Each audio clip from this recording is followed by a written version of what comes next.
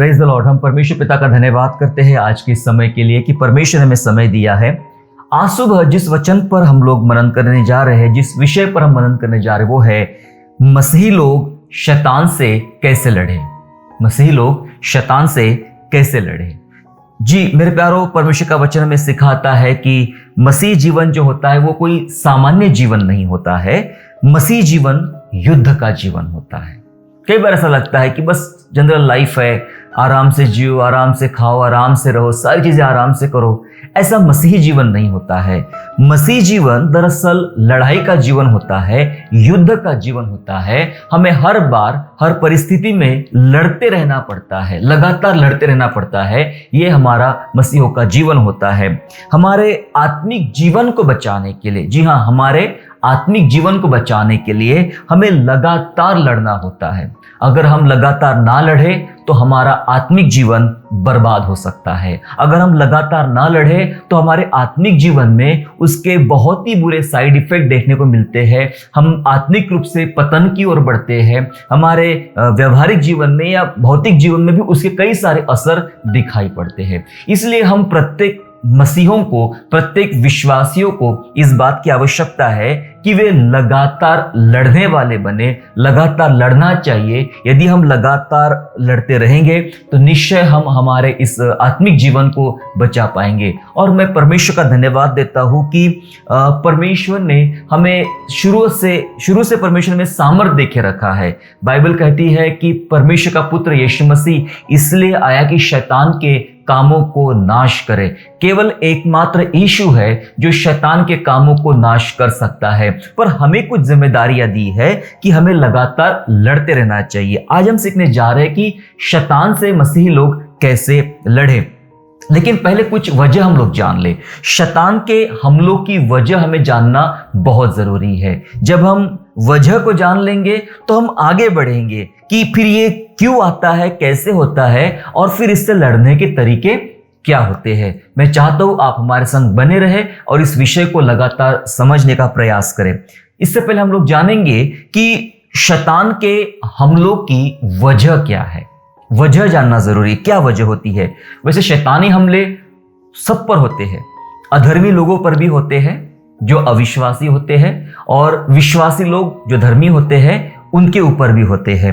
दोनों में हमलों में अंतर क्या होता है, फर्क क्या होता है, वो भी हमें समझना आवश्यक होगा। सबसे पहले हम देखेंगे अविश्वासी जो लोग होते हैं, अविश्वासी लोग या अधर्मी जो होते हैं, उनके ऊपर शैतान हमले करता है। शैतान हमले करता है तो हमले करने की वजह क्या है? अविश्वासियों से क्या लेना देना उसको? अविश्वासियों पर हमले की वजह यह है कि शैतान चाहता है अपनी खुद की इच्छा पूरी करना। शैतान अपनी इच्छा पूरी करना चाहता है। इसलिए शैतान ऐसे कई अधर्मियों को, कई अविश्वासियों को चुन लेता है जिनके ऊपर वो अपना प्रभाव रखता है, जिन पर वो अपने हमले करता है, और उनके द्वारा वो अपनी बुरी इच्छा पूरी करना चाहता है और ऐसे लोगों को बुराई के मार्ग में डाल देता है। और बहुत सारे लोग पापों में, बुराई में, अधर्म में और सारे गलत कामों में पाए जाते हैं। मजे की बात यह है, कई बार विश्वासी लोग ऐसे लोगों को देखकर चौंक जाते हैं और सवाल खड़े करते हैं अपने अंदर में, क्योंकि उनको ये लगता है कि यह आदमी बुरा कर रहा है, यह आदमी पापी है, उसके बावजूद भी उसके काम सफल हो रहे हैं, उसके कामों में सफलता मिल रही है, सक्सेस मिल रहा है, और मैं इतना ईमानदार से जी रहा हूं लेकिन मेरे साथ ऐसा कुछ भी अच्छा काम नहीं हो रहा है, इसके संग अच्छा क्यों हो रहा है जबकि बुरा है। जी हाँ, शैतान जब इन अधर्मी, इन अविश्वासियों पर जब हमले करता है, इनको अपने गिरफ्त में लेता है और इनके द्वारा वो अपनी इच्छा पूरी करना चाहता है, तो इनके द्वारा बुरे काम वो करवाता ही है और इनके कामों को सफल भी करता है ताकि वे और बुराई करने में उत्सुक हो जाए। क्योंकि जब एक पाप करने वाले को सजा नहीं मिलती, उसका पाप सफल हो जाता है, तो एक नया पाप करने के लिए वह तत्पर हो जाता है। फिर वो पाप पर पाप करते चला जाता है और दरअसल वो इनडायरेक्टली शैतान की मर्जी पूरी कर रहा होता है, शैतान की इच्छा को पूरी कर रहा होता है। इसलिए कई सारे अधर्मी और अविश्वासी शैतान के चंगुल में फंसे हुए हैं। शैतान ने उन पर अपना कब्जा किया है। अब हम बात करेंगे हमारे विश्वासी भाई बहनों की, विश्वासी और धर्मियों की बात करेंगे। अब इन पर हमले क्यों करता है शैतान?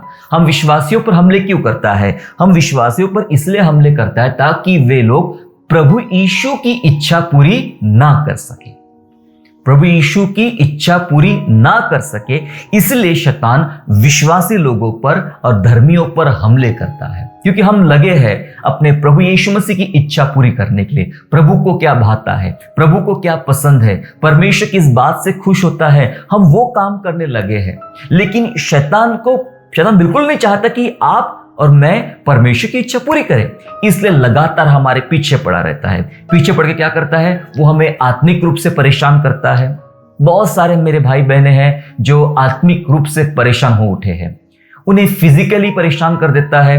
कई घरों में, कई विश्वासी लोगों में बीमारियां, टेंशन, परेशानियां, आर्थिक हालत सही नहीं है और परिवार में झगड़े हो रहे, तनाव हो रहे, उनके बच्चे सही दिशा में नहीं चल रहे हैं, पति सही दिशा में नहीं चल रहे, पत्नियों का अलग कुछ मार्ग लगा हुआ है और कुछ भी जीवन में ठीक ठाक नहीं होता है।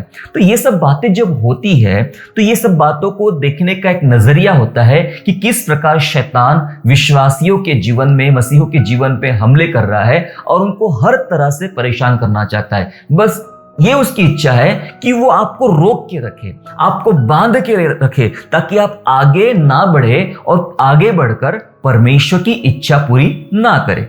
सिंपल शब्दों में मैंने समझा दिया है कि दो प्रकार के लोग हैं, एक विश्वासी है और एक अविश्वासी है, अधर्मी है और धर्मी है। अविश्वासी और अधर्मियों के जीवन में इसलिए शैतान हमले करता है ताकि वो अपनी इच्छा पूरी करे, और विश्वासियों के जीवन में इसलिए हमले करता है ताकि वह परमेश्वर की इच्छा वे लोग पूरी ना कर सके।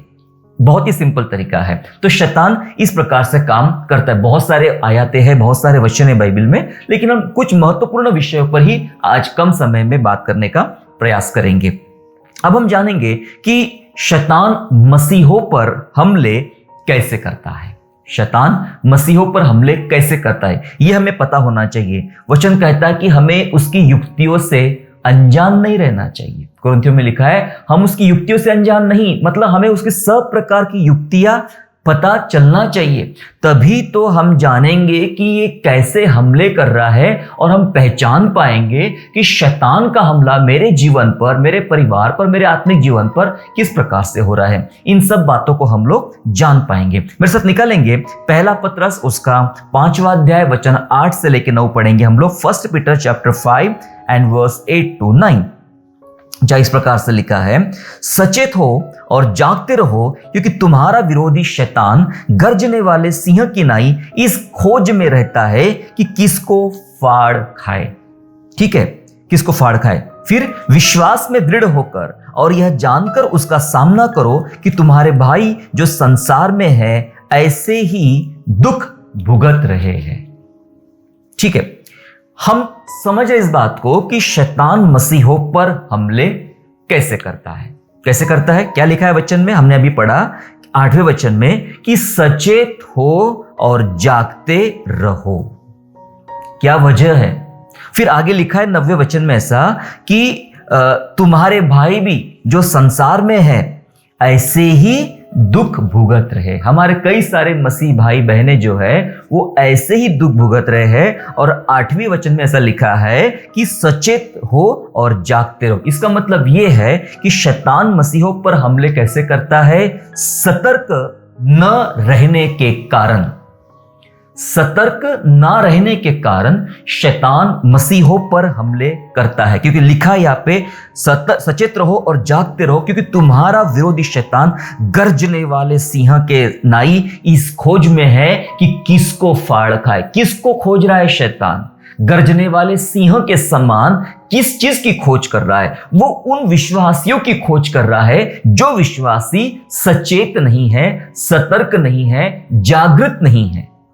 ऐसे विश्वासियों को शैतान गर्जने वाले सिंह की नाई खोज रहा है और कई विश्वासियों को उसने पकड़ भी लिया है। इसलिए लिखा है 9वीं आयत में कि विश्वास में दृढ़ होकर और यह जानकर उसका सामना करो। सबसे पहली बात विश्वास में दृढ़ होना है, और लिखा है यह जान के सामना को तुम्हारे ऐसे कई भाई बहनें हैं जो संसार में इसी रीति से ये शैतान के द्वारा पीड़ित है, उसके द्वारा दुख झेल रहे हैं। वजह क्या बताई जा रही है? वजह है सतर्क ना रहना, सचेत ना रहना। मेरे प्यारो, कई सारे हमारे मसीही भाई बहनें कुछ बातों के प्रति सतर्क नहीं होते हैं। जागृत नहीं रहते हैं और इस कारण शैतान कई बार उनके जीवन पर कुछ अजीब तरह के हमले करता है। अब सतर्क रहने का मतलब क्या होता है? हमें यह जानकारियां होना चाहिए कि मैं कैसा जीव, मुझे कौन से एरिया को, कौन से क्षेत्रों को मुझे पक्का करने की जरूरत है, मुझे मजबूत बनाने की जरूरत है, मुझे दृढ़ करने की जरूरत है। हमारा अक्सर ध्यान उन क्षेत्रों पे नहीं जाता है जो क्षेत्रों में हम ज्यादा निश्चिंत हो जाते हैं, निश्चिंत रहते नहीं, यहां तो कुछ भी नहीं हो सकता। हम अपने घर की बात करते हैं, नहीं ये मेन डोर है, मेन दरवाजा है, ये पक्का है, तो फिर यहां से तो कोई कुछ आ ही नहीं सकता। फिर दूसरा वाला एक डोर आता है, दरवाजा होता है, बोले या तो 3 प्रकार के लॉक लगे हुए हैं, इसको कुछ भी चोर इसको फाड़ ही नहीं सकता। पर चोर कभी भी ये मेन डोर से आता ही नहीं है। चोर जहां आपकी नजर नहीं जाती है, चोर वहां आता है। वो छोटी सी खिड़की किचन की जो बहुत ही कच्ची होती है, छोटा सा गैप होता है, या कोई बाथरूम में हो या बेडरूम में हो, छोटी खिड़की, कमजोर खिड़कियां होती है। चोर जो होता है बहुत ही चालाकियों से मेन डोर जो बहुत स्ट्रांग है उसको निशाना अपना नहीं बनाता है। अक्सर चोर खिड़कियों को और उन मार्गों को अपना निशाना बनाता है जो कमजोर होते हैं और जहां हमारी नजरें जाती नहीं है। हमें लगता है इतना आसान नहीं है खिड़की तक पहुंच जाना, ये खिड़की से कोई पार नहीं कर सकता, और हम निश्चिंत हो जाते हैं। अक्सर जीवन में ऐसे ही कई क्षेत्र होते हैं जहां शैतान घुस आता है। हम मुख्य स्थानों में ध्यान देते हैं कि चोरी नहीं करना, खून नहीं करना, झूठ नहीं बोलना, इन बातों पर ध्यान होता है, लेकिन कुछ ऐसी भी छोटी छोटी चीजें होती है जिस पर हमारा ध्यान नहीं होता है, और वहां सतर्क न रहने के कारण अक्सर शैतान मसीह जीवनों पर हमले करता है। मैं आपको एक उदाहरण बताना चाहता हूं। एक राजा था और उसका पहाड़ के ऊपर एक किला था, पर्वत के ऊपर किला था, और किले के चारों तरफ उसने अपने सिपाही को घेर रखा। उसके कोई दरवाजे थे, उसके कोई एंटर होने के दरवाजे थे, वहां तगड़ा बंदोबस्त लगा दिया है कि कोई भी राजा या कोई भी सिपाही वो दरवाजे से प्रवेश नहीं कर सकता, और उसका जो किला है जो पहाड़ के ऊपर बनाया गया है वो बहुत सेफ है, सुरक्षित है, उसे कोई सेंध नहीं लगा सकता है। राजा बड़ा निश्चिंत हो गया कि हमारे किले चारों तरफ से पैक है, चारों तरफ सिपाही मौजूद है और कोई हमारा किला तोड़ नहीं सकता, कोई यहां तक पहुंच नहीं सकता। लेकिन किले का पिछवाड़ा जो था वो खुला पड़ा था, क्योंकि वहां पे हरियाली ज्यादा है, घास ज्यादा है, और वहां कोई आता जाता नहीं, कोई देखता नहीं, कोई पहुंचता भी नहीं। पर वहां आते कौन है? उसको राजा को पता था कि यहाँ गांव के चरवाहे आते हैं जो सिर्फ अपने भेड़ बकरियों को लेकर पर्वत के ऊपर घास चराने के लिए आ जाते हैं, और वो चरते रहते हैं, तो बस उनको ज्यादा ध्यान देने की जरूरत नहीं है। लेकिन हमारे सारे मेन डोर पक्के हैं, वहां से कोई भी शत्रु हमारे यहाँ प्रवेश नहीं कर सकता है, और राजा निश्चिंत हो गया। अब हुआ यो कि जो शत्रु होते हैं, शत्रु इस फिराक में होते हैं, वो पूरी जानकारी निकालते हैं कि कौन सा क्षेत्र कमजोर है। शत्रु ने निकाल लिया कि पिछवाड़ा जो है किले का, वहां चरवाहे अक्सर पहुंचते हैं और उनको कोई रोक टोक नहीं है। सब जानते हैं कि चरवाहे आते हैं, अपनी भेड़ बकरियों को लेकर आते हैं, और वो तो घूम फिर सकते हैं, अपने भेड़ बकरी को चरा सकते हैं। तो शत्रुओं ने वही देखा, उन्होंने मेन डोर छोड़ दिया, उन्होंने वो रास्ता चुना। वे चरवाहों की भेष में बनकर भेड़ बकरियों को लेकर उस पर्वत के किले की छोर तक पहुंच गए, और आखिर सबको लगा, सब सिपाही ऊपर से देख रहे थे, ये तो चरवाहे आ गए, वापस फिर से भेड़ बकरे चराने आ गए, इनको ज्यादा ध्यान देने की जरूरत नहीं है। और चरवाहों के भेष में चढ़कर बहुत सारे शत्रु घुस आए और महल को लूट लिया गया, किले को लूट लिया गया। सीखने वाली बात यह है कि राजा ने अपने किले को कुछ ऐसे क्षेत्रों में मजबूत बना के रखा जहां डाउट था कि वहां कोई नहीं आ सकता है, लेकिन वहां उसकी नजर गई नहीं। जिस क्षेत्र के बारे में वो निश्चिंत था, शत्रु ने वहीं से हमला किया। मसीही जीवन भी ऐसा होता है। मसीही जीवनों में जब कई बार हम सतर्क नहीं होते हैं, कई बार हमारे जीवन का वो एरिया ऐसा क्षेत्र होता है, अगर हम अपने जीवन को अलग अलग टुकड़ों में बांटे तो पता चलता है कि मेरे जीवन का वो हिस्सा, मेरे जीवन का वो भाग है जहां मुझे लगता है कि यहां बिल्कुल कोई घुस नहीं सकता, यहां से कोई कुछ मेरा बिगाड़ नहीं सकता। और बाइबल तो यह कहती है कि चौकस रहे, कहीं गिर ना पड़े। स्पेशली उसको बोला गया है जो अपने आप को स्थिर समझता है ना। मेरे प्यारों, शैतान मसीहों पर हमले कैसे करता है? जब मसीही लोग सतर्क और सचेत नहीं रहते हैं, इस कारण शैतान मसीहों पर हमले करता है। इसलिए जरूरी है हम तमाम विश्वासियों को कि हम अपने जीवन के प्रति, हम जो काम करते हैं उसके प्रति, हमारे जीवन का प्रत्येक क्षेत्र प्रत्येक दरवाजा, प्रत्येक वो मार्ग जहां से शैतान प्रवेश कर सकता है, उन मार्गों के प्रति हम ज्यादा सतर्क रहे, ज्यादा अलर्ट रहे और ज्यादा प्रार्थना में रहे, परमेश्वर की आत्मा में भरे रहे। और परमेश्वर की आत्मा को बराबर समझाएगी तेरा ये क्षेत्र कमजोर है, तुझे इस क्षेत्र को ज्यादा मजबूत होने की आवश्यकता है। दूसरी बात हम समझने का प्रयास करेंगे और इसके लिए हमें चलना पड़ेगा इफिसियों की पत्री में। हम चलेंगे इफिसियों की पत्री में और निकालेंगे उसका अध्याय 4 और वचन 25 से 28 पढ़ेंगे। इफिसियों अध्याय 4 और वचन 25 से लेकर वचन 28 तक पढ़ेंगे, जहां इस प्रकार लिखा है, इस कारण इफिशियंस चैप्टर 4, इस कारण झूठ बोलना छोड़कर हर एक अपने पड़ोसी से सच बोले, क्योंकि हम आपस में एक दूसरे के अंग है। क्रोध तो करो पर पाप मत करो, सूर्य अस्त होने तक तुम्हारा क्रोध ना रहे और ना शैतान को अवसर दो। चोरी करने वाला फिर चोरी ना करे, वरन भले काम करने में अपने हाथों से परिश्रम करे, इसलिए कि जिसे प्रयोजन हो उसे देने को उसके पास कुछ हो। यहां पर जो बातें बताई गई है, छोटी छोटी बातें बताइए। झूठ बोलना छोड़ना है, फिर लिखा है कि क्रोध नहीं करना है, पाप नहीं करना है, फिर लिखा है चोरी करने वाला चोरी ना करे, आगे लिखा है कि तुम्हारे पास जरूरतमंदों की मदद करने के लिए कुछ होना चाहिए। ये बहुत ही छोटी छोटी बातें लिखी है। इन तमाम बातों के बीच में 25 से लेके 28 हमने 4 वचन जो पढ़ लिए, इन 4 वचनों के बीच में 27 वचन में एक लाइन में ऐसा लिखा है कि और ना शैतान को अवसर दो। स्पेशली उस बात के ऊपर लिखा गया है, उसके ऊपर शब्द लिखा है कि क्रोध तो करो पर पाप मत करो।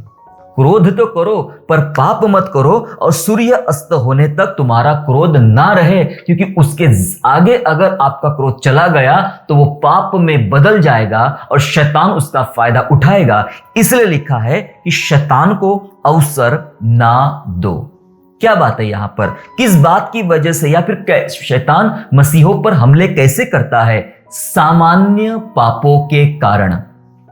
सामान्य पापों के कारण शैतान मसीहों पर हमले करता है। सामान्य पाप ये होते हैं कि मैंने तो कई बार हम ऐसे लोगों को कहते हुए देखते, मैंने ऐसी कोई बड़ी बात तो कही नहीं, मैंने कुछ भी बुरा नहीं बोला, मैंने तो बस ये कहा था, मैंने तो बस वो कहा था, और मैंने कुछ भी नहीं बोला, मैंने कुछ भी नहीं किया, मैंने तो सादे मन से ऐसा बोला, सादे शब्द से ऐसा बोला। पर यहां जो बात लिखा है कि झूठ बोलना भी उस श्रेणी में आता है जहां शैतान फायदा उठा सकता है। क्रोध करना उस श्रेणी में आता है जहां शैतान फायदा उठा सकता है। चोरी करना किसी भी बात की, भावनात्मक चोरी भी होती है, आत्मिक चोरी भी होती है, फिजिकल चोरी भी होती है। चोरी करना भी उस श्रेणी में आता है जहां शैतान को अवसर मिल सकता है। वचन बोलता है कि शैतान को अवसर मत दो ऐसे सामान्य पापों के कारण। मेरे प्यारों, कई सारे मसीह लोग सामान्य पापों में बने रहते हैं और उन्हें पता ही नहीं चलता कि ये पाप है, क्योंकि उन पापों को वे एक नाम देते हैं और वो नाम होता है गलती। समझिए, गलती में और अपराध में, पाप में क्या अंतर है? गलती में और पाप में, अपराध में क्या अंतर है? बहुत बड़ा अंतर है। अपराध गलती नहीं है और गलती अपराध नहीं है। हमें यह समझना है। हम कई बार पापों को गलती का नाम देते हैं और बोलते हैं गलती हो गई मुझसे। ये नहीं कहते कि मुझसे पाप हो गया, वो कहते मुझसे गलती हो गई। अब गलतियां अलग होती है, पाप अलग। इसलिए वचन लिखा है कि क्रोध करना एक गलती है, लेकिन उसे लंबा खींचना वो पाप को प्रकट करेगा, पाप को प्रकट करेगा, पाप को जन्म देगा और शैतान उसका फायदा उठाएगा। तो ऐसे कई सारे सामान्य बातें हमारे लाइफ में लगी रहती है। हम जिन बातों को गलती समझते हैं, जिन बातों को साधारण समझते हैं, लेकिन वो बातें ऐसे पाप रहते हैं जो शैतान को मौका देते हैं। और शैतान इन छोटी छोटी बातों से ही तो प्रवेश करता है, इन छोटी छोटी बातों से ही तो हम मुश्किलों में आते हैं, इन छोटी छोटी बातों से ही तो हम लोग परेशानी में आ जाते हैं। छोटी बातों पर हम बहुत ज्यादा ध्यान देते नहीं। अब छोटी बात आपको बताता बाइबल से, एक छोटी बात क्या थी कि मूसा की बहन मरियम एक दिन मूसा के विरोध में कुड़कुड़ करने लगी कि मूसा ने कुशी स्त्री से ब्याह कर लिया, ऐसा हो गया, वैसा हो गया। तो उसने एक छोटी बात कही, क्या परमेश्वर सिर्फ मूसा से ही बात करता है? क्या परमेश्वर हमसे बात नहीं करता है? क्या ये बड़ी बात है? छोटी बात है। अक्सर चर्चेस में पास्टर्स के बीच में, लीडर्स के बीच में, परिवार के बीच में, धर्मियों के बीच में ऐसी चर्चा होती रहती है। क्या परमेश्वर उससे बात करता है? परमेश्वर मुझसे बात नहीं करता है क्या? तो मरियम ने ऐसी बात बोली कि क्या परमेश्वर सिर्फ मूसा से बात करता है? मुझसे बात नहीं करता है, हमसे बात नहीं करता है, हमसे भी उसने बात किया। ये जो सामान्य बात थी, ये कितनी घातक बात थी। शायद कोई भी व्यक्ति पढ़ने वाला, कोई भी व्यक्ति जानने वाला ये नहीं कहेगा कि ये कोई बहुत बड़ी बात नहीं है। मरियम ने कोई बहुत बड़ा इल्जाम नहीं लगाया मूसा के ऊपर में, मरियम ने कोई बहुत बड़ा काम नहीं किया मूसा के ऊपर में। एक परिवार की सदस्य है और साधारण बात कह रही है कि प्रभु सिर्फ तुझसे ही बात थोड़ी करता है, प्रभु तो मुझसे भी बात करता है, हम सब दूसरों से ही बात करता है परमेश्वर। और सिर्फ इस बात की वजह से बाइबल कहती है परमेश्वर ने गवाही दी, ये मेरा नम्र दास है जिससे मैं बहुत खुश हूं। और इस कारण मरियम को कोढ़ हो जाता है, ऐसा लिखा है वचन में, मरियम को कोढ़ हो जाता है। अगर वो साधारण बात होती तो कोढ़ क्यों हुई मरियम? मूसा की बहन कोढ़ से क्यों पीड़ित हो गई? अगर ये वाली बात साधारण होती तो।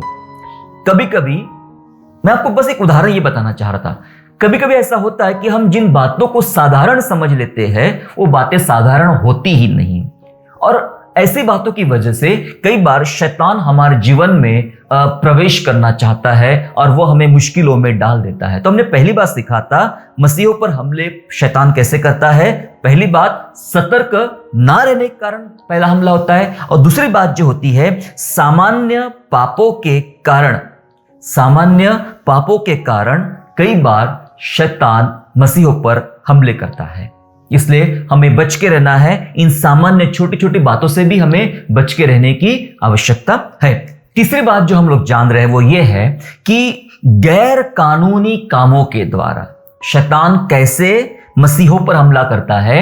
गैर कानूनी कामों के द्वारा, इलीगल जिसे काम कहते हैं, मतलब वो काम जिसे हमें चोरी छुप के करना पड़ता है, वो काम जिसे हम सबके सामने बता नहीं सकते हैं, उसे इलीगल काम किसे कहते हैं? मैं आपको स्पष्ट भाषा में बता रहा हूं, जिससे आपको चोरी छुपे करना पड़ता है, जिसको आप सबके सामने पब्लिकली नहीं बता सकते हो, जिसके लिए आपको चालाकियां करके अपने काम करना होता है, जैसे कि किन चीजों के लिए सरकार तैयार नहीं है, वो चीजें हमारे देश में, हमारे क्षेत्र में लागू नहीं है, ऐसी चीजों के बारे में हमें कुछ इधर उधर से कुछ प्रयास करना होता है, चोरी छुप के करना पड़ता है, दबे पाव या दबे मुंह काम करना पड़ता है, और जिसको हम खुले दिल से सबके सामने नहीं बता सकते हैं, जिसको सरकार मना करती है, जिसको देश मना करता है, जिसको संविधान मना करता है, जिसको बाइबल मना करती है, उन कामों के तरफ, उन बातों काम करने के लिए हम जब काम करते हैं तो उसे कहते हैं इलीगल काम, गैर कानूनी काम, है ना। क्या गैर कानूनी काम भी इतने हेवी होते हैं? जब हमारा मन गैर कानूनी यानी ऐसी बातों की तरफ लग जाता है जहां वो गैर कानूनी काम जो लालच निर्माण कर देते हैं, फायदा निर्माण करते हैं हमारे अंदर में, तब हम किसी भी हद तक गिरने को, चढ़ने को तैयार हो जाते हैं। और ये वो समय होता है कि शैतान अब तैयार है और वो हम पर हमला करेगा। अब वो हम पर हमला करेगा, वो तैयार होता है। आप कभी शैतान के बारे में जानिएगा, एनिमल प्लैनेट चैनल पर दिखाया जाता है, डिस्कवरी चैनल पर दिखाया जाता है, ये शेर के हमले के बारे में, माफ कीजिएगा, शैतान मतलब शेर के हमले के बारे में। शेर कैसे हमला करता है? वो बहुत दबे पाव आता है, झाड़ियों में छुप जाता है, बहुत नजदीक नजदीक नजदीक नजदीक धीरे धीरे आता है और अचानक धावा नहीं बोलता है। वो बहुत नजदीक आता है, अब देखता है कि अब सही समय है, वो सही समय का इंतजार करता है और तब वो धावा बोलता है और अपने शिकार को पकड़ लेता है। इसका अर्थ यह होता है कि कई बार शैतान हमें उत्साहित करता है, आकर्षित करता है गैर कानूनी यानी जो काम इलीगल है, उन कामों को करने के लिए हमें बहुत उत्साहित करता है, उसके प्रति फायदे हमारे मन में डालते। देख, ऐसा करके देख ले तो उससे ज्यादा पैसा कमाएगा, ऐसा करके देख ले तो ज्यादा जल्दी बड़ा नाम कमाएगा, ऐसा करके देख ले तो ये हो जाएगा। ऐसे कुछ बातें हमारे मन में डालता। दरअसल वो हमें एक जाल में फंसा रहा होता है और धीरे धीरे वो हमारे नजदीक आते रहता है। और जब कोई व्यक्ति इलीगल कामों में, गैर कानूनी कामों में लग जाता है, ऐसे काम जो सबके सामने बता ही नहीं सकता है, उस कामों में लग जाता है, तब शैतान के हमले उसके ऊपर तेज हो जाते हैं। हमने कई परिवारों में देखा है, कई पत्नियों को, महिलाओं को तो पता भी नहीं होता है कि उनके पति क्या काम करते हैं, क्या काम से पैसा उनके घर में आ रहा है। कई पतियों ने मना कर दिया कि मुझसे पूछना नहीं कि पैसा कहां से आ रहा है, बस तुम्हारी जरूरतें पूरी हो रही है, परिवार के खर्चे पूरे हो रहे हैं, तो बस इसके आगे मुझे पूछना नहीं कि पैसा कहां से आ रहा है। तो महिलाओं को कुछ लगता है क्या करना है हमें, पैसा तो मिल रहा है, जरूरत तो पूरी हो रही है। पर कभी कोई देखते नहीं है कि क्या पति पत्नी ने बैठ के, दुआ में बैठ के, प्रभु के सामने बैठकर प्रभु से पूछना है, प्रभु ये जो पैसा हम कमा रहे, ये जो पैसा हम ला रहे, क्या ये सही है? कैसे अपने काम से काम रख रहे हैं हम लोग? अगर ऐसा कर रहे हैं तो हम बहुत बड़ा गलत काम कर रहे हैं। ये इलीगल, गैर कानूनी काम शैतान के हमले तेज कर देता है। बाइबल में एक व्यक्ति है जो प्रभु यीशु मसीह के 12 चेलों में से एक था, जिसका नाम यहूदा इस्करियोती था। बाइबल बताती है कि उसने पाप किया। बाइबल बताती है कि उसने चालाकी करके प्रभु यीशु मसीह को पकड़वा दिया। पर यह सब कैसे हुआ, मैं आपको थोड़ा सा बताना चाहता हूं। मेरे साथ चलेंगे इसको पढ़ने के लिए। मत्ती रचित सुसमाचार अध्याय 26, मैथ्यू गॉस्पल चैप्टर 26, 26वां अध्याय हम लोग निकाल लेंगे और वचन पढ़ेंगे 14 से लेके वचन 16 तक। 14 से 16 मैं आपके लिए पढ़ता हूं। मैथ्यू गॉस्पल चैप्टर 26, 14 to 16, जहां लिखा है, तब यहूदा इस्करियोती नाम 12 चेलों में से एक ने महायाजकों के पास जाकर कहा, यदि मैं उसे, यानी यीशु को, तुम्हारे हाथ पकड़वा दूं तो मुझे क्या दोगे? कौन बोल रहा है? यहूदा इस्करियोती। अगर मैं यीशु को तुम्हारे हाथ पकड़वा दूं तो मुझे क्या दोगे? ऐसा लिखा है आगे, उन्होंने उसे 30 चांदी के सिक्के तौलकर दे दिए। मात्र 30 चांदी के सिक्के तौल कर दे दिए और वह उसी समय से उसे पकड़वाने का अवसर ढूंढने लगा। कौन है ये? 12 चेलों में से एक।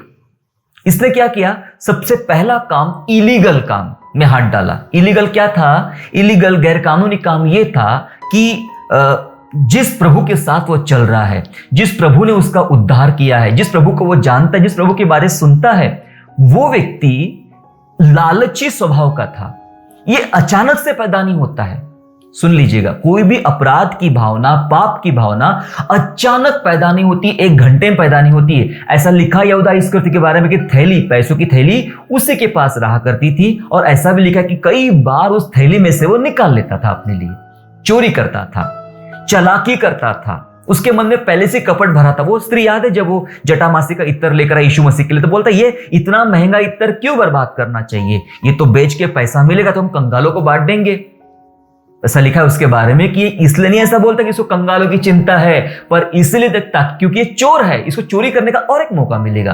तो बहुत समय से इसके अंदर वो बुरी बातें चल ही रही थी, खराब काम चल ही रहे थे। धीरे धीरे डेवलप हो रहा था इसके अंदर एक इलीगल स्वभाव, एक गैर कानूनी स्वभाव यहूदा इस्करियोती के अंदर डेवलप हो रहा था। और आखिरकार उसने वो काम कर लिया, अपने गुरु को, यीशु को फंसाने का पूरी प्लानिंग कर लिया और महायाजक के पास जाके बोला, उसको लगा कि यही सही मौका है, भाई अगर मैं उसे पकड़वा दूं तुम मुझे क्या दोगे, मेरा फायदा क्या हुआ उसमें? उसने अपना फायदा ढूंढा, और जब उसने अपना फायदा ढूंढा तो उसके साथ क्या हुआ? पैसा ले चुका, इलीगल काम कर चुका। अब नेक्स्ट स्टेज क्या हो रहा है, पढ़िएगा। में से चलेंगे आप यूहन्ना रचित सुसमाचार अध्याय 13 में, John gospel chapter 13 and verse 26 and 27, जहां ऐसा हुआ और उसने टुकड़ा डुबोकर, यानी यीशु ने टुकड़ा डुबोकर, प्रभु बहुत चल रहा था, टुकड़ा डुबोकर शमौन के पुत्र यहूदा इस्करियोती को दिया। ठीक है, आगे, और टुकड़ा लेते ही शैतान उसमें समा गया। किसमें? 12 चेलों में से एक यहूदा इस्करियोती के अंदर शैतान समा गया। तब यीशु ने उससे कहा, जो तू करता है तुरंत कर। शैतान समा गया। कैसे समा है शैतान?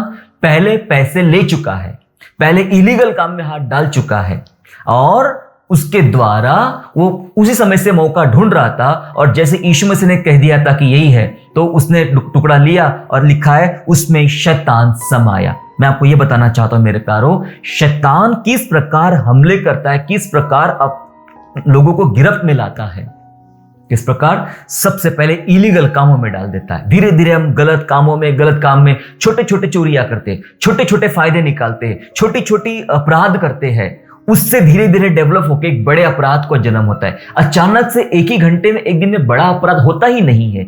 इस वजह से छोटे छोटे अपराधों के कारण वो गैर कानूनी काम करता है और उसके द्वारा शैतान उसके जीवन में प्रवेश कर लेता है। यही वजह है कई सारे मसीही लोग छोटे छोटे गलत काम करते रहे। शुरुआत से ही चर्च में भी आते थे, गलत काम भी करते थे, प्रार्थना भी करते थे, गलत काम भी करते थे, छोटे छोटे काम करते रहे, उन्हें पता ही नहीं चला और एक दिन इतना बड़ा काम हो जाता है कि शैतान उनको कहीं का रखता नहीं है। क्या फायदा हुआ? 30 सिक्के में से कितने सिक्के इस्तेमाल किया यहूदा इस्करियोती ने? ऐसा लिखा है उसने वो जाके फेंक दिए, खेत में फेंक दिए और अपने आप को फांसी लगा लिया। शैतान तो इसीलिए आया ना, चोरी करने, घात करने और नाश करने आया। यूहन्ना 10 में लिखा है उसने घात कर लिया, फांसी लगाया, वो भी डाली टूट पड़ी तो नीचे गिरा, पत्थर के ऊपर गिर पड़ा, पेट फट के मर गया। लहू का खेत कहलाया बाद में। ओके, उसमें किसी ने काम नहीं किया, फिर उस पैसे का इस्तेमाल भी नहीं कर पाया। जितने लोगों ने गैर कानूनी तरीके से परमेश्वर का पैसा लूटा है, सरकार को लूटा है, देश को लूटा है, बाइबल के विरोध में चले हैं, मैं बताना चाहता हूं उन्हें एक पैसे का फायदा नहीं होगा। उनका अंत ऐसा हो सकता है क्योंकि ये शैतान की बहुत जबरदस्त चाल होती है। मैंने आपको 3 बातें सिर्फ बताया, हालांकि बहुत लंबी बातें हैं। 3 मुख्य बातें बताया कि सतर्क ना रहने के कारण शैतान मसीहों पर हमले करता है। मैंने बताया कामान्य पाप, एकदम जनरल बातें, सामान्य पापों के कारण शैतान मसीहों पर हमले करता है। और तीसरी मैंने बात बताया कि गैर कानूनी कामों के द्वारा, इलीगल कामों के द्वारा शैतान विश्वासियों के जीवन में प्रवेश करता है और फिर उसके जीवन को बर्बादी की तरफ, मतलब वहां से शुरू होती है उसके लाइफ में अशांति, निराशा, मुश्किलें, आनंद खो देता है वो व्यक्ति, परमेश्वर के प्रति आनंद खो देता है, उसका आत्मिक जीवन मर जाता है। जब शैतान प्रवेश करता है तो यही होता है, उसका आत्मिक जीवन मर जाता है और वह धीरे धीरे नरक की ओर, मौत की ओर नहीं, नरक की ओर बढ़ना शुरू कर देता है। मेरे प्यारों, परमेश्वर कुछ सिखाना चाह रहा है, परमेश्वर कुछ बताना चाह रहा है। परमेश्वर ने हमें इसलिए तो नहीं चुना ताकि हम शैतान के बच्चे कहलाए, हम पहले शैतान के ही वश में थे, लेकिन इसलिए उसने दाम देकर, लहू का दाम देकर खरीद लिया ताकि हम आज के बाद शैतान की संतान नहीं, हम जीवते परमेश्वर की संतान कहलाए। हालेलुया। इसलिए आपको और मुझे परमेश्वर पर विश्वास करना है, शैतान को थोड़ा भी चांस देना नहीं है। उसको घुसने के लिए बहुत बड़े होल की जरूरत नहीं है, उसको घुसने के लिए एक सुई का जितना छेद होता है बस वो भी काफी है। उसको घुसने के लिए अपने सारे दरवाजे बंद कीजिए ताकि उसको घुसने मत दीजिए। अब आखिरी जल्दी से हम पढ़ेंगे कि मसीहों ने शैतान से कैसे लड़ना चाहिए। अब हमें समझ में आ गया उसकी, हम लोग की वजह वजह समझा दिया आपको कि वजह क्या है। मैंने ये आपको समझा दिया कि हमले कैसे करता है। अब आखिरी बात पढ़ के समाप्त कर रहे हैं कि मसीहों ने शैतान से कैसे लड़ना चाहिए, क्या तरीके हैं लड़ने के। मैं आपको 1-2 तरीके बताना चाहता हूं। सबसे पहले हम लोग चलेंगे याकूब की पत्री में चलेंगे। याकूब उसका 4 अध्याय, जेकब चैप्टर 4,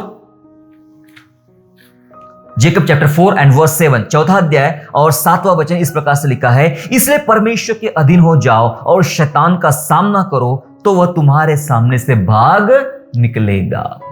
क्या लिखा है वचन में? परमेश्वर के अधीन हो जाओ।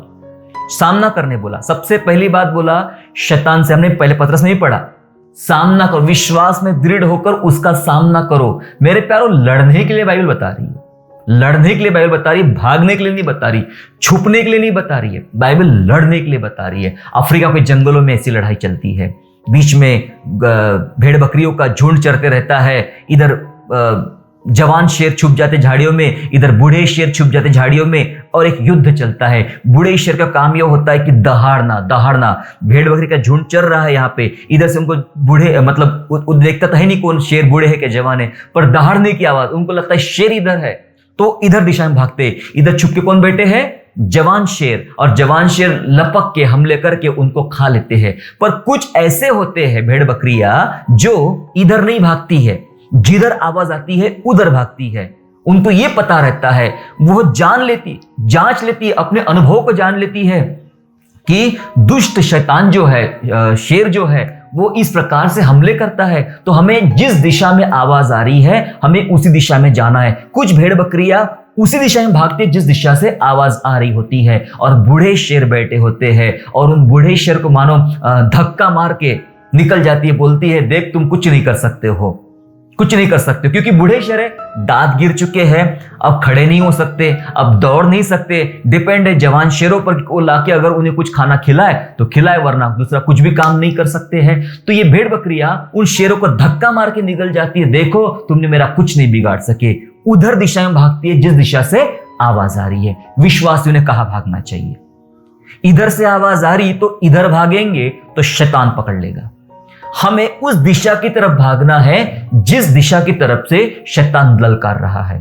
हमें सामना करना, जैसे दाऊद गोलियत का सामना करने के लिए उसी दिशा की तरफ भागा, हमें शैतान की तरफ उसी दिशा में भागना है, लड़ाई करना है। भागने के लिए नहीं बोला है, उस दिशा की तरफ जाओ, उसका सामना करो लिखा है। शैतान का सामना करो, लेकिन कैसे? एक महत्वपूर्ण बात भूलना मत, लिखा है वचन में परमेश्वर के अधीन हो जाओ, उसके बाद सामना करना है। हम अकेले नहीं सामना कर सकते हैं, हम कमजोर पड़ जाएंगे, हम बहुत ही निर्बल है, वो हम पर हावी हो सकता है। इसलिए जरूरी काम यह है कि हम परमेश्वर के अधीनता में आ जाए, उसके शरण स्थान में आ जाए, उसके पंखों तले आ जाए, उसके चरणों में आ जाए, उसके हाथों में छुप जाए और कहे प्रभु जी मुझे अपने अंदर छुपाइए, अब मुझे आप ले चलिए, मुझे आप ले चलिए। आप, मैं जीतूंगा लेकिन आपके द्वारा जीतूंगा। सामना करना सीखे। अपने जहां जहां आप सतर्क नहीं रह सकते हो, प्रभु से पूछो, प्रभु मुझे सिखा मैं कहां सतर्क रहूं। जहां जहां आप सामान्य पाप करते हो, प्रभु से पूछो, प्रभु मुझे सामान्य पाप करने से बचा, छोटी छोटी गलतियां करने से बचा। आप अगर इलीगल कामों में शामिल है, गैरकानूनी कामों में शामिल है, प्रभु से पूछो, प्रभु ये काम मेरे लिए सही रहेगा, मैं ये काम करूं? प्रभु परमिशन देगा तो करना, वरना खत्म कर देना, भले कितना नुकसान हो जाए। गैरकानूनी काम नहीं करना है, हमें परमेश्वर के अधीन होना, तब शैतान का सामना कर सकेंगे। और आगे लिखा है वो तुम्हारे सामने से भाग निकलेगा। हालेलुया। वो खड़ा नहीं रहेगा, वो भाग निकलेगा। वो खड़ा रह सकता ही नहीं, उसको दुम दबा के भागना पड़ेगा। लेकिन पहले परमेश्वर के अधीन आना। कैसे आ सकते हैं अधीन हम लोग? प्रार्थना के द्वारा, पवित्र आत्मा की सहायता के द्वारा, वचन पर विश्वास करने के द्वारा और परमेश्वर पर अपना सब कुछ मान लेने के द्वारा हम उसके अधीनता में आ सकते। वचन हमें सिखाएगा कैसे परमेश्वर के अधीन आए।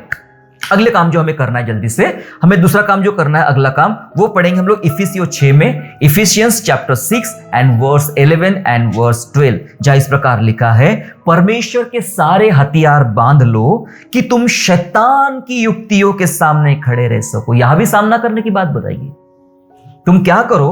तुम परमेश्वर के सारे हथियार बांध लो। परमेश्वर के पास भी बहुत बड़े हथियार है, बहुत खास हथियार है, और उन हथियारों की, ये हथियार शाऊल के हथियारों से बेहतर है। दाऊद ने जो हथियार इस्तेमाल किए वो शाऊल के हथियारों से उत्तम थे। ना उसकी ढाल लिया, ना उसकी तलवार लिया, ना उसके जूते लिया, ना उसका मुकुट लिया। उसके हथियारों से भी पावरफुल परमेश्वर के हथियार होते हैं। लिखा है तुम परमेश्वर के हथियार बांध लो ताकि शैतान की युक्तियां शैतान के पास। युक्ति मतलब अलग अलग प्लानिंग्स है, अलग अलग तरीके हैं, युक्तियां है। हम तो सोच भी नहीं सकते कि वो किस प्रकार से, कहां से अटैक करता है, कैसे कैसे लोगों को गुमराह करके रखा है।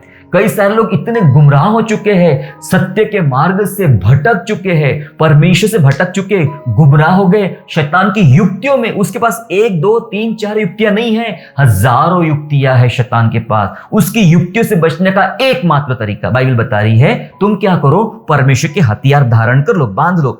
आगे लिखा है क्योंकि हमारा मल्ल युद्ध, हमारी जो लड़ाई है वो लहू और मांस से नहीं, मतलब इंसानों के साथ हमारी लड़ाई नहीं है, परंतु प्रधानों से, अधिकारियों से, इस संसार के अंधकार के हाकिमों से और दुष्ट की आत्मिक सेनाओं से है जो आकाश में है। इनसे हमारी लड़ाई है और इसलिए हमें परमेश्वर के हथियार धारण करना है। और जब हम आगे और पढ़ते हैं तो हथियारों के बारे में लिखा गया। क्या क्या हथियार है? उद्धार का टोप बोला गया है, धार्मिकता की झिलम बताई गई है, विश्वास की ढाल बताई गई है, सत्य का कमर बंद बताया गया है, हाथ में वचन की तलवार बताई गई है और पांव में सुसमेल के सुसमाचार के जूते बताए गए। ये हथियार क्या होते हैं? दरअसल हथियार का मतलब यह होता है कि अपने आप को इन बातों से सुसज्जित रखो।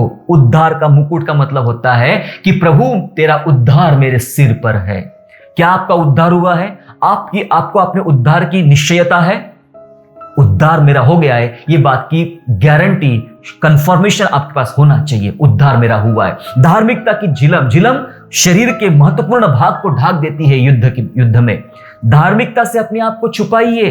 परमेश्वर की धार्मिकता, मनुष्य की धार्मिकता गंदी है, मैले चित्रों के समान है। परमेश्वर की धार्मिकता से अपने आप को ढाक देना। सत्य से कमर बंद का मतलब यह होता है कि आप सत्य पे चलोगे, चाहे जीवन में कुछ भी हो जाए, हम सत्य पर चलेंगे, सत्य की बात करेंगे, सत्य के बारे में काम करेंगे। सत्य से कमर बंद, हाथ में तलवार जो परमेश्वर का वचन है वो ले लो, विश्वास की ढाल जो आपको बचाएंगे। हर बार आपका विश्वास जो परमेश्वर पर है वो आपको बचाएगा। और पांव में मेल के सुसमाचार के जूते का मतलब होता है यीशु मसीह की सेवकाई की तैयारी, कि आपके पांव तैयार। इन बातों से अपने आप को सुसज्जित रखे। दरअसल यही पावरफुल परमेश्वर के हथियार है। जब इन बातों से अपने आप को ढाक लोगे आप, तो लिखा है वचन में, तुम शैतान की युक्तियों के सामने खड़े रह पाओगे। वरना हम खड़े भी नहीं रह पाएंगे, कब के फंस जाएंगे पता भी नहीं चलेगा। खड़े रहना है, मजबूत खंभीर, तो परमेश्वर के हथियारों को धारण करना है। एक आखिरी आयत पढ़ के मैं आपके लिए समाप्त करना चाहता हूं, जो रोमियो में लिखा है, जो आपका उत्साह बढ़ाएंगी। रोमियो 16 अध्याय और वचन 20, रोमन चैप्टर 16 एंड वर्स 20, जहां इस प्रकार लिखा है, शांति का परमेश्वर शैतान को तुम्हारे पांव से शीघ्र कुचलवा देगा। आमेन एंड हालेलुया। लिखा है वचन में, शांति का परमेश्वर तुम्हारे पांव से शीघ्र शैतान को कुचलवा देगा। हमें प्रभु ने आशा दिया है कि तुम्हारे ही पांव के द्वारा मैं शैतान को कुचलवा दूंगा। तुम शैतान को कुचल सकते हो। आओ बस तैयार हो जाए, आओ बस मजबूत हो जाए, आओ हमें शैतान का सामना करना सीखना है। मेरे प्यारों, हमने आज जो बातें हमने सीखी है ध्यानपूर्वक समझे। मैंने आपको वजह बताया, शैतान के हमलों की वजह, मैंने आपको उसके हमले करने के तरीके बताए, 3 महत्वपूर्ण तरीके बताए हमले करने के, और उसके बाद मैंने बताया उससे कैसे लड़ना चाहिए। जी हाँ, इसलिए कई सारे लोग बीमार है, मुश्किल है, गरीबी में है, लाचारी में है, शापों में है, पापों में है, बहुत प्रकार के दंड उनके ऊपर है, बहुत सारे शापों की अधीनता में है, क्योंकि शैतान ने ये सब करवाया है। यीशु मसीह के पास आकर ये बहुत सारे लोग शापित हो चुके हैं और बहुत मुश्किलों में पड़ चुके हैं। प्रभु हमें मौका दे रहा है, अपने गलत कामों से बाहर निकलो, पापों से बाहर निकलो। लिखा है वचन में, शांति का परमेश्वर शैतान को तुम्हारे पांव से शीघ्र तुरंत कुचलवा देगा। टाइम लगेगा नहीं ज्यादा, बस आपकी तैयारी होना चाहिए। अगर आपके जीवन में, आपके परिवार पर, आपके व्यक्तिगत जीवन में शैतान ने ऐसे हमले करके रखे हैं, तो आज मेरे साथ मिलकर प्रार्थना करें, प्रभु से कहे, प्रभु मैं अपने जीवन में, व्यक्तिगत जीवन शुरुआत कीजिए अपने जीवन से। मैं अपने जीवन पर शैतान का कोई हमला नहीं होने दूंगा। उसके अधिकारों को मैं अपने ऊपर से उखाड़ फेंकता हूं, फिर अपने परिवारों के ऊपर से, फिर अपनी कलीसिया, अपना समाज, अपने लोग, सबसे उखाड़ फेंकिए, और निश्चय आप स्वतंत्र होगे और यीशु की आशीष आप प्राप्त करेंगे। आइए हम लोग प्रार्थना करें। प्यारे पिता परमेश्वर, प्रभु यीशु मसीह के नाम से आपके चरणों में आते हैं। यीशु, आप हैं तो हम हैं, आप नहीं तो हम कुछ नहीं। प्रभु आप है जो शैतान को लताड़ सकते हैं, आप है जो शैतान को हरा सकते हैं। हम में वो ताकत नहीं है प्रभु, लेकिन प्रभु हम अपनी गलतियों के लिए, विशेष उन अपराधों के लिए पिता, उन पापों के लिए प्रभु जी जो हम लगातार करते रहते हैं, उन अपराधों के लिए हमें माफ कीजिए प्रभु। माफ कर पिता परमेश्वर कि हम सतर्क नहीं रहते, कई बार अलर्ट नहीं रहते प्रभु, उस कारण शैतान प्रवेश करता है। कई बार परमेश्वर पिता हम सामान्य पाप करते प्रभु, उस कारण शैतान प्रवेश करता है। कई बार गैर कानूनी कामों में लिप्त होते प्रभु, इस कारण शैतान प्रवेश करता है। हमें मदद कर ताकि इन कामों से बाहर निकले और आज की इस समय हम परमेश्वर के अधीन हो जाते हैं और शैतान का सामना करने के लिए हम प्रार्थना करते हैं, अनुग्रह मांगते हैं। मसीहों के जीवनों से दुष्ट आत्माएं, दुष्ट काम, दुष्ट शाप यीशु मसीह नासरी के नाम से दूर हो जाए। उनके जीवनों से बीमारियां, उनके जीवन से कंगालियां, उनके जीवन से अंधकार की बातें यीशु मसीह के नाम में दूर होने वाली बने, क्योंकि परमेश्वर ने वादा किया है कि हमारा यीशु नासरी शैतान को शीघ्र हमारे पांव से कुचलवा देगा। और हम उसी यीशु नासरी पर विश्वास करते हैं जिसने शैतान पर विजय प्राप्त किया है। धन्यवाद प्रभु। आइए हमारे अंदर हमें शक्ति दीजिए, ढाढ़स दीजिए पिता परमेश्वर। आपके हथियारों को हम ग्रहण करते हैं, धारण करते हैं और शैतान की प्रत्येक युक्ति का सामना करने के लिए प्रभु जी हम खड़े हो जाते हैं। हम धन्यवाद करते, विनती कर जितने भाई बहन आज ये सुन रहे, देख रहे हैं, वे सारे के सारे यीशु मसीह के नाम से आजाद होने वाले बने और आपकी महिमा करने वाले बने। हम धन्यवाद स्तुति करते हैं। धन्यवाद के साथ ये प्रार्थना प्रार्थना उद्धारकर्ता प्रभु यीशु मसीह के मीठे और पवित्र नाम से मांगते राजा, सुनिए और दया से कबूल कीजिए, आमीन। एक महत्वपूर्ण सूचना, हमने हमारा एक बच्चों का चैनल स्टार्ट किया जिसका नाम है किड्स किंगडम शो। आप जरूर इस चैनल को सब्सक्राइब कीजिएगा, अपने बच्चों को बताइए, क्योंकि हम बच्चों को बच्चों के तरीके से परमेश्वर का वचन बता रहे हैं। इसका लिंक हमारे नीचे डिस्क्रिप्शन में लिखा गया है, आप उस लिंक को सब्सक्राइब कीजिएगा। उसमें हमारे एपिसोड आना शुरू हो चुके हैं, ये बहुत सारे बच्चों के लिए लाभ का कारण बनेगा। आपसे निवेदन है आप इस चैनल को सब्सक्राइब कीजिए और उन बच्चों तक पहुंचाइए, उन माता पिताओं तक पहुंचाइए उस चैनल को जहां बच्चों को जरूरत है परमेश्वर के वचन को सीखने की, उन्हें एनकरेजमेंट मिलने की। परमेश्वर आप सभी को आशीष दे।